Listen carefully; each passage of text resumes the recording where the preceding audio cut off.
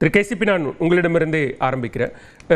முதல்ல கேட்கும்போது செங்கோட்டையனிடம் பசும்பொன்னில் கேட்கும்போது ஒருவேளை உங்களை கட்சியிலிருந்து நீக்கினால் அப்படின்னு கேட்கும்போது நீக்கினால் மகிழ்ச்சி அப்படின்னு திரு செங்கோட்டையன் சொன்னார். இன்றைக்கு ஒரு 53 ஆண்டு கால அரசியல் வாழ்க்கையில் கண்ணீர் சிந்தக்கூடிய வருத்தப்படக்கூடிய நிலைக்கு நான் தள்ளப்பட்டிருக்கிறேன். எங்கிட்ட குறைந்தபட்சம் ஒரு விளக்கம் கூட கேட்காம என்னை கட்சியிலிருந்து நீக்கிட்டாங்க அப்படின்னு சொல்றாரு. இது ஒரு கட்சி தலைமையாக அதிமுக பொதுச் செயலாளர் எடுத்திருக்கக்கூடிய நடவடிக்கையை எப்படி பார்க்குறீங்க? ஒரு நிச்சயமா திரு செங்கோட்டையன் அவர்களுக்கு தெரியும், ஓபிஎஸ், தினகரன், சசிகலா அவர்களோடு பசும்பொன்னுக்கு செல்லுகிற பொழுது அவர் கட்சியிலிருந்து நீக்கப்படுவதற்கு வாய்ப்புகள் இருக்கு. இது ஒன்றும் அவருக்கு முன்கூட்டியே தெரியாமையோ அல்லது இதை எதிர்பார்க்காமலோ அவர் செல்லலை. ஆனால் அப்படி ஒரு நீக்கத்துக்கு அவர் மனதளவில் தயாராக இருந்து தான் அங்கே அவர் பயணித்திருக்கிறார். ஆனால் இதற்கு முன்பு திரு செங்கோட்டையன் அவர்கள் திரு எடப்பாடி பழனிசாமி அவர்களோடு முரண்பட்ட நிகழ்வுகளை நம்ம தொகுத்து பார்த்தோன்னா, இதற்கு முன்பு செங்கோட்டையன் அந்த அவிநாசி அத்திக்கடவு திட்டத்தில் இப்போ எம்ஜிஆர் படம் புறக்கணிக்கப்படுகிறது, அம்மா படம் புறக்கணிக்கப்படுகிறதுன்னு சொன்னார். அதற்கு பிறகு டெல்லி சென்றார். அவர்கள் செங்கோட்டையனுக்கு ஆதரவாக இருப்பதாக ஒரு தோற்றம் உருவாக்கப்பட்டது. உடனே எடப்பாடி பழனிசாமி டெல்லியோடு பாஜகவோடு கூட்டணிக்கு அடிபணிந்தார் என்றே நம்ம எடுத்துக்கலாம். அது செங்கோட்டையன் வெளிப்படையாகவே சொன்னார், பாஜகவோடு நம்ம கூட்டணி வைக்கணும் என்று அவர் வெளிப்படையாகவே சொன்னார்.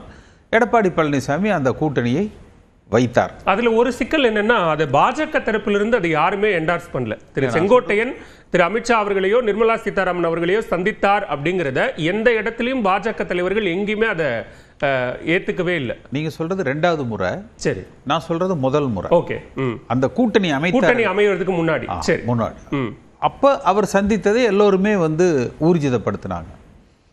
இரண்டாவது முறையாக இந்த கட்சி பதவிகள் எல்லாம் பறிக்கப்பட்ட பொழுதும் திரு செங்கோட்டையன் டெல்லி சென்றார், சந்தித்தார். ஆனால் அது அதிகாரப்பூர்வமாக அவர் வெளியிடலை. ஆனால் நிச்சயமாக குறைஞ்சபட்சம் செங்கோட்டையனுடைய வயது, அரசியல் அனுபவம், இதையெல்லாம் வைத்து பார்க்கிற பொழுது அவர் பொய் சொல்ல மாட்டார்.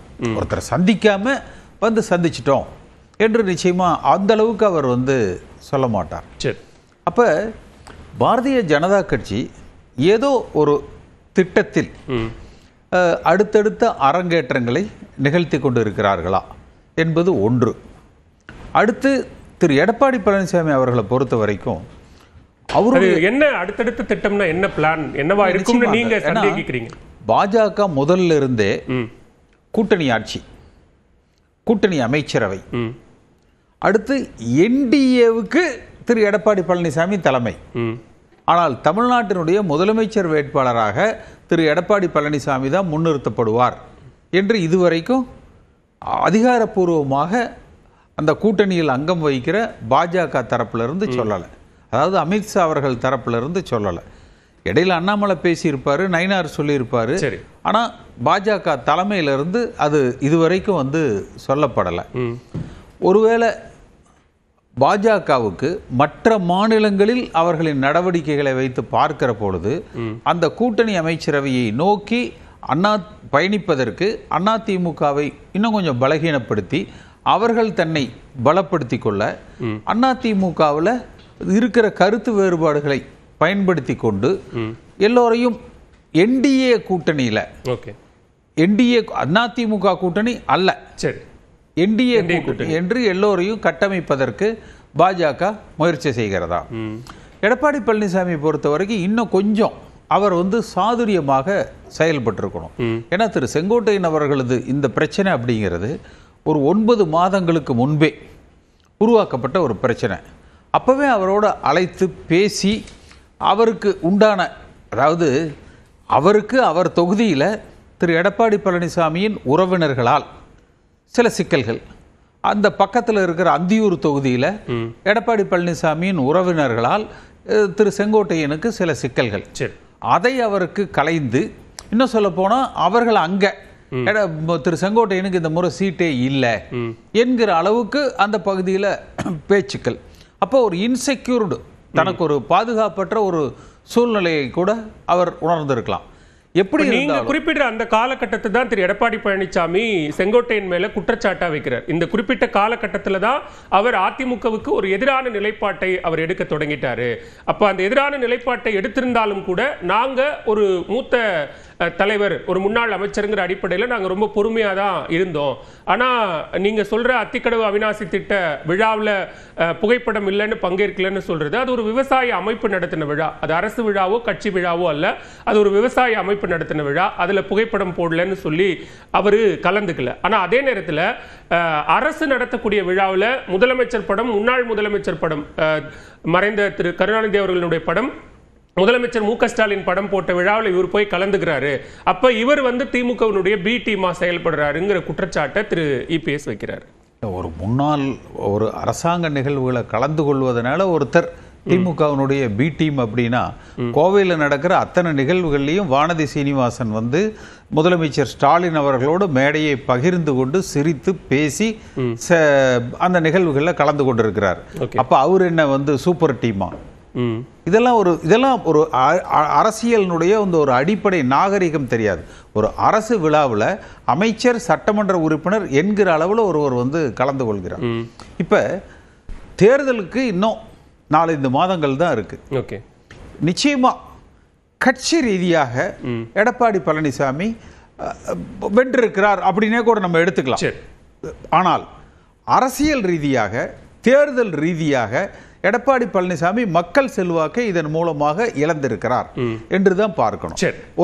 ஒரு பொதுச் செயலராக இருக்கிறவருக்கு இன்றைய ஆளுங்கட்சியை தோற்கடித்து இன்றைய முதலமைச்சர் திரு மு.க. ஸ்டாலின் அவர்களோடு போட்டியிட்டு அவரை விட சிறந்த தலைவராக எடப்பாடி பழனிசாமி உயர்ந்து நின்று வருகிற தேர்தலில் ஸ்டாலினை வீழ்த்தி முதலமைச்சராக எடப்பாடி பழனிசாமி அமர்வது அதிமுக பொதுச் செயலரது பணியா, இல்ல இன்றைக்கு நான் இவரை நீக்கிவிட்டேன் என்று தொடர்ச்சியாக திரு எடப்பாடி பழனிசாமி பொறுப்புக்கு வந்ததிலிருந்து தொடர் நீக்கங்கள் ஏதேனும் கட்சிக்கு எதிராக, கட்சியினுடைய நலனுக்கு எதிராக செயல்படுபவர்களை நீக்கல அப்படின்னா அதுவே திரு எடப்பாடி பழனிசாமியினுடைய ஆளுமையை, தலைமையை கேள்விக்குள்ளாக்காது. அதாவது ஒரு வித்தியாசத்தை முதல்ல நம்ம புரிஞ்சுக்கணும். எடப்பாடி பழனிசாமிக்கு எதிராக இருந்தால் அது அதிமுகவுக்கு எதிராக இருப்பதாக அர்த்தம் கொள்ளக்கூடாது. இந்த இயக்கம் வலிமைப்பட வேண்டும், ஒற்றுமைப்பட வேண்டும் என்று கருத்து தெரிவிப்பது அதிமுகவுக்கு எதிரானது அல்ல. நீங்க சொல்ற அடிப்படையில் பார்த்தா திரு எடப்பாடி பழனிசாமி தனிப்பட்ட முடிவாக ஒன்றும் இந்த நீக்க நடவடிக்கை எடுக்கலையே. அவர் கட்சியினுடைய மூத்த தலைவர்களை எல்லாம் கூப்பிட்டு வச்சு ஆலோசனை பண்ணி அதுக்கப்புறமா தானே இவரை கட்சியை விட்டு நீக்கிறாரு. இல்ல, கட்சியினுடைய மூத்த தலைவர்கள் மூலமாக இந்த முடிவை அவர்களோடு கலந்து பேசி அவர் எடுத்திருப்பதாக சொல்லியிருக்கலாம். நீங்க அவரது நோக்கம் மீண்டும் முதலமைச்சராக வருவதா, இல்ல கட்சியினுடைய தலைமை பொறுப்பை தன் இடத்துல தக்க வைத்துக் கொள்வதா? நீங்க தமிழ்நாட்டு மக்கள் அரசியல் ரீதியாக எப்படி பார்ப்பாங்க? அதிமுக பலகீனம் அடைகிறது, தொடர்ச்சியாக ஒவ்வொருவராக நீக்கப்படுகிறார். எடப்பாடி பழனிசாமி பொதுச் செயலராக வந்ததற்கு பிறகு இன்றைக்கு திமுகவில் சிலர் அமைச்சர்களாக இருக்கிறாங்க, அதிமுகவிலிருந்து சென்று பலர் சட்டமன்ற உறுப்பினர்களாக இருக்கிறாங்க. அது இல்லாம 20-25 பேர் முக்கியஸ்தர்கள் நீக்கப்பட்டிருக்கிறாங்க. அப்ப அதுவும் தேர்தலுக்கு சில மாதங்கள் இருக்கக்கூடிய ஒரு நிலையில இது போன்ற நிகழ்வுகள் தேர்தலில் வெற்றியை அது நிச்சயமா பாதிக்கும். முதற்கட்ட பார்வை எடுத்துக்கிற பேசலாம்.